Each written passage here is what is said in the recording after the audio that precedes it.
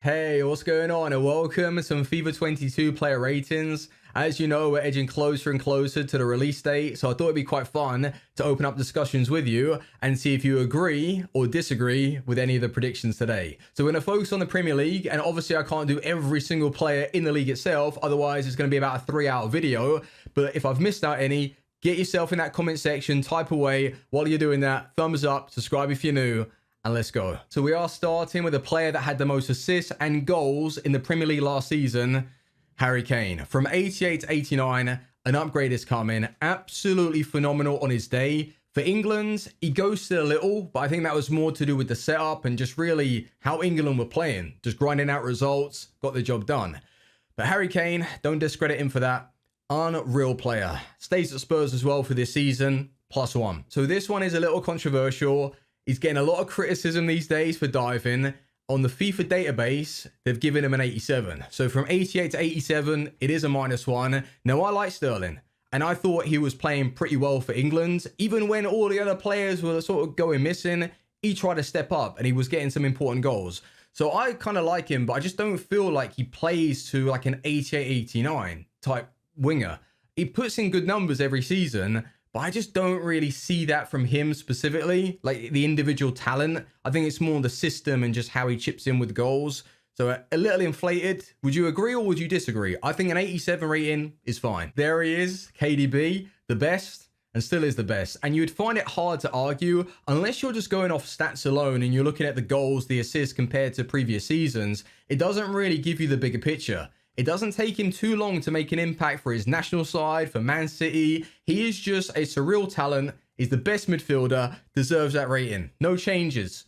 91. So usually with players like Sancho, when they get that move over to Manchester United or any other top club in the league, EA tend to give him a bit of an upgrade. Well, in this case, I think he should be kept the same. If you're looking at stats, goals and assists, he put up some good numbers, but you compare it to the previous season and it wasn't as good. So he hasn't improved stat-wise, but performance-based, I think he's still been all right. So with this 87 overall, I'd keep it the same and then figure out if he's suiting the system at Man United and if he improves on his previous season. So 87, I think is fair. So good old Declan Rice, I'm going to give him a +3. You look at how he played for West Ham, incredible and really important for England. The work rate, the commitment, he was fantastic. So with that international rep, as well as West Ham doing so well in the league, I think I'll give him a +3. You could even argue 83 overall for Declan Rice. Just a very exciting talent. And I think in the next few seasons, it gets signed up for maybe Manchester United or whoever else wants to come in for him.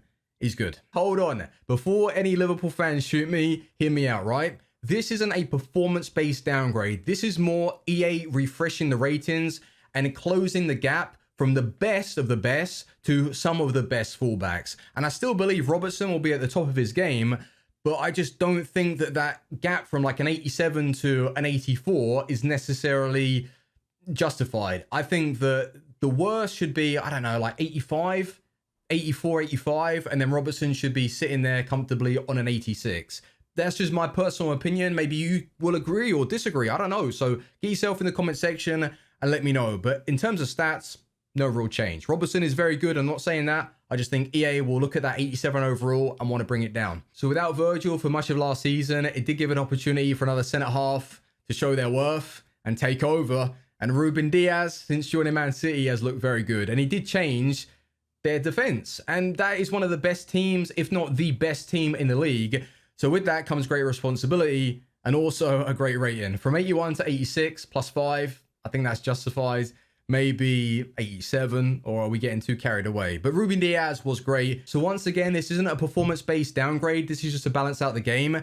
And if you're bringing down Robertson, you got to bring down Trent because they're both on a similar level. Obviously, Trent going forward and putting in delivery is better, but just Robertson is a little bit more well-rounded and more of a complete fullback in my eyes.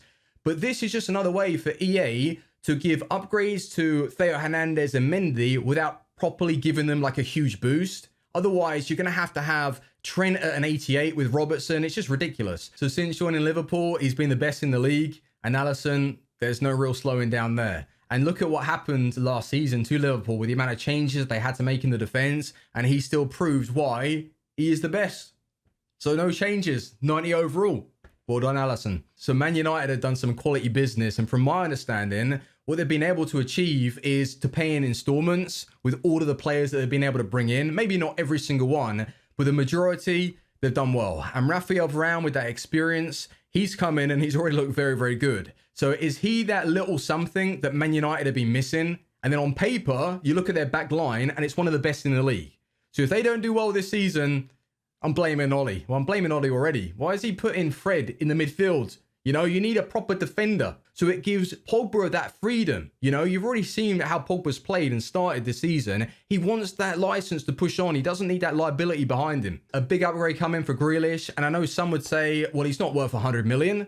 Of course not. That's just what's happened with football. You can't judge a player on the price tag. You judge a player based on what they offer a team and how he plays. And from what I can see, he gets the team on the front foot. He's a menace for the defenders. His control, his playmaking, he just looks like he's going to do well for Man City and that setup personally. So Grealish +5. I don't think EA are going to go too crazy, but +5. He should have got used a little bit more in the Euros, but he's still quality.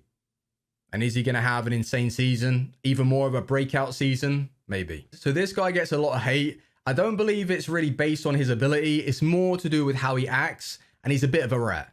I think we all agree. Okay, sorry, Man United fans. And his goals and stuff do get inflated because of the penalties, is what it is.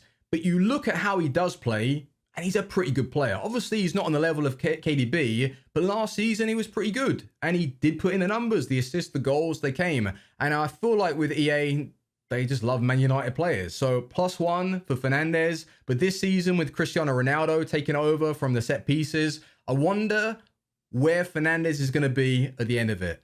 We'll find out. The 5-season wonder, Mohamed Salah. Nah, for real though. He just is incredible and there's no slowing down. And even when Mane had that really good season and it overshadowed what Salah did and people were like, Mane over Salah, where have they gone now? Like Mane, all right, he's amazing and all, but Salah just has been at a steady pace, consistent, putting in the numbers and really is an important part of that Liverpool team. No changes. 90. So Heung-min Son could receive a left wing card. Well, last season he played a lot of games there, but centre forward, I feel like that's where EA are going to release him. And from what I can see, that's where he started off the season. Just unreal. Like his finishing, just what he does, you just know something he's going to produce. And that's why I like watching him. And that's one of the reasons why I got him in my fantasy. You know what you're expecting. Goals, assists. It is Heung-min Son. And we love him. Maybe Arsenal fans don't, but the rest of the world, we love him. Virgil van Dijk. He was the best before the injury, and well, he's the best since. And I think every single football fan around the world would agree. And that's why in some cases, when you got this high overall, you need to prove your worth and you need to be made available or you're going to get downgraded. But in Virgil van Dijk's case, I think we can make an exception. He's come back and he's looked like nothing's changed. He's ridiculous. He commands the area.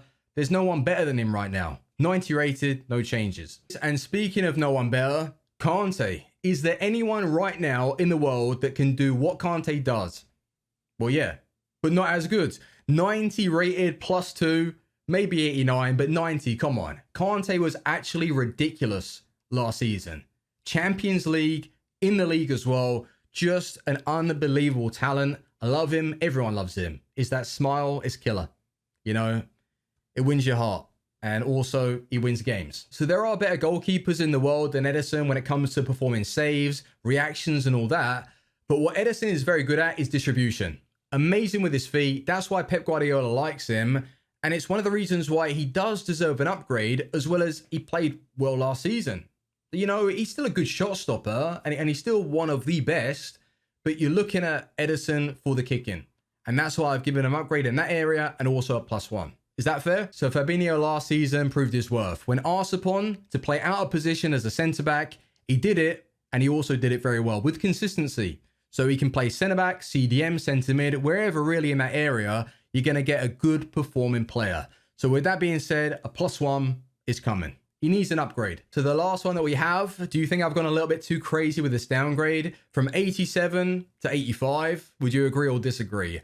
Well, you got to view it like this as well. Aubameyang is getting old. And EA don't tend to like old players. They usually downgrade them even if they have played well. In Aubameyang's case, he hasn't. A couple of seasons ago, he was great. But with the whole situation at Arsenal right now, I think that is going to really reflect his rating. I think 85, 86. He could find form this season, and fair enough. But I think 85, 86, a downgrade is coming. All right? Would you agree? Maybe. But boys, that's it. I'm done. Tomorrow we'll have potentially like a Bundesliga version or a Serie A version of this, just to sort of go through some of those cards. And I hope you have enjoyed. So thumbs up if you have, and I'll see you on the next one. Team out. Peace.